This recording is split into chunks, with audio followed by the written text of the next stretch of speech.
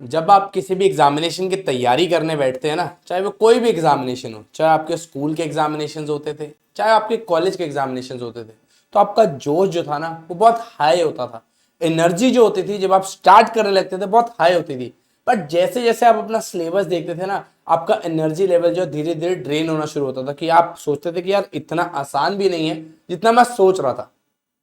तो यहां अगर हम बात करें, सीडीएस एग्जामिनेशन एक ऐसा ही एग्जामिनेशन है, बहुत सारे लोग जो है इसको स्टार्ट तो करते हैं बहुत अच्छी मोटिवेशन से, बट धीरे धीरे कुछ ऐसी गलतियां कर बैठते हैं जिसकी वजह से उनका ये एग्जामिनेशन निकालना बहुत मुश्किल हो जाता है। आज मैं आपको जो है ऐसी 5 गलतियां जो है अवॉइड करने की, आप कह सकते हो यहां पर कोशिश करवाने वाला हूं, आपको जो है यहां पे सजेशंस देने वाला हूं ताकि आप लोग ये मिस्टेक्स जो अवॉइड कर सके और इस बार का सीडीएस 1 2025 का एग्जामिनेशन जो है क्रैक कर सके। ठीक है जी,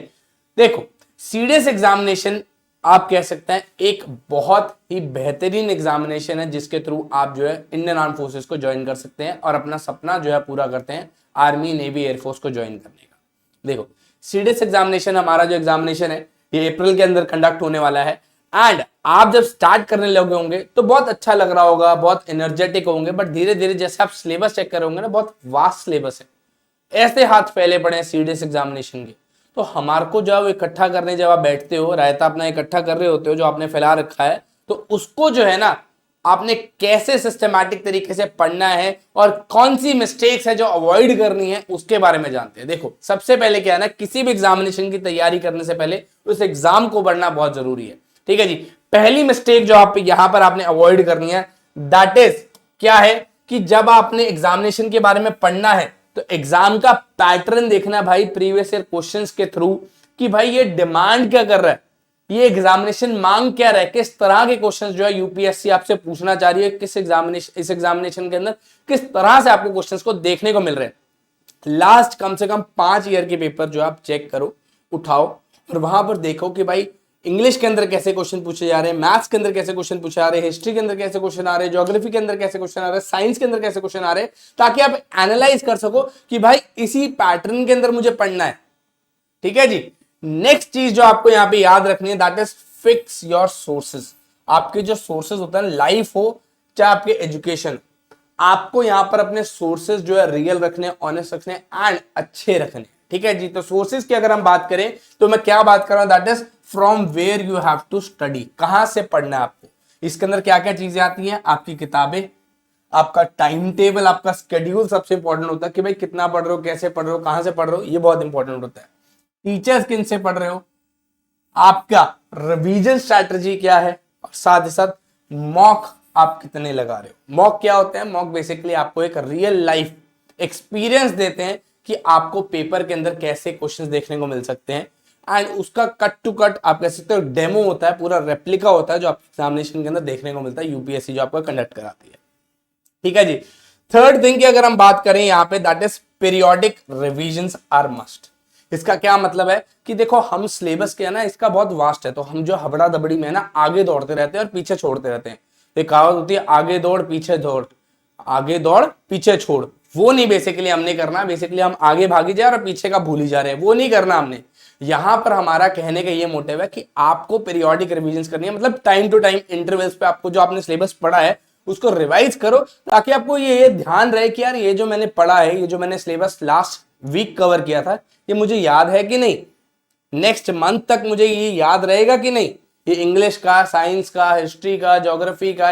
मैथ्स का ये सिलेबस जो है मुझे याद रहेगा भी कि नहीं। इसीलिए हमारे को पीरियोडिक रिविजन्स करते रहना है। ठीक है जी, और स्पेशली अगर मैं बात करूं दैट इज जीएस पार्ट। ठीक है जी, जीएस पार्ट बहुत वास्ट होता है बिकॉज मैथ्स के अंदर तो प्रैक्टिस करते रहते हो तो हाथ से की हुई सॉल्व जो होती है चीजें वो याद रहती हैं ज्यादातर, बट जो हमारा रटने वाला पोर्शन ज्यादा होता है that is geography, history, polity, science वाला पोर्शन, इनको जो आपको थोड़ा सा ज्यादा स्पेशली टाइम देना पड़ेगा। ठीक है जी, रिविजन्स के लिए। ठीक है जी, नेक्स्ट आता है हमारा see what works for you before hand.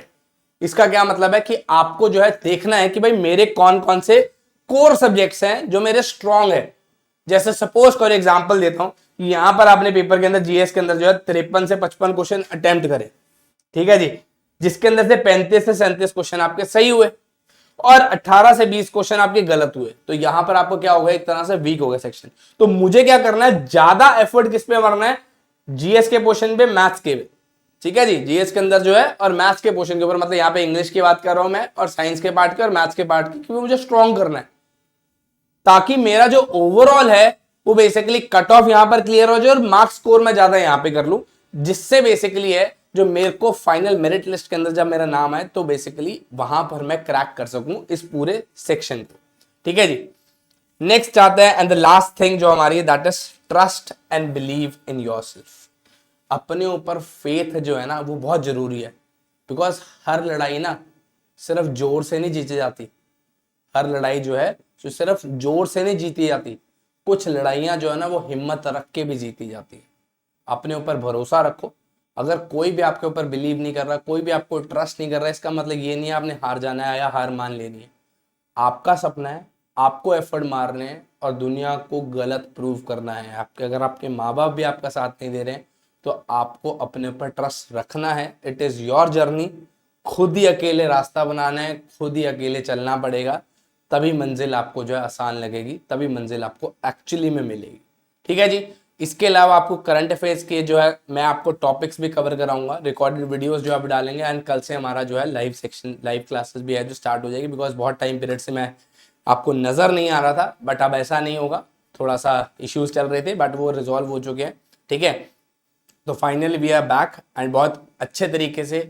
और मेहनत करते हुए आपको नजर आएंगे और अच्छे तरीके से आपके लिए कंटेंट लेके आएंगे, ठीक है बच्चे। सो आई होप आपको वीडियो पसंद आई हो, पसंद आई तो लाइक जरूर करना, एंड अगर आप इस चैनल के ऊपर नए हैं तो चैनल को सब्सक्राइब करना मत भूलेगा। जय हिंद, जय भारत।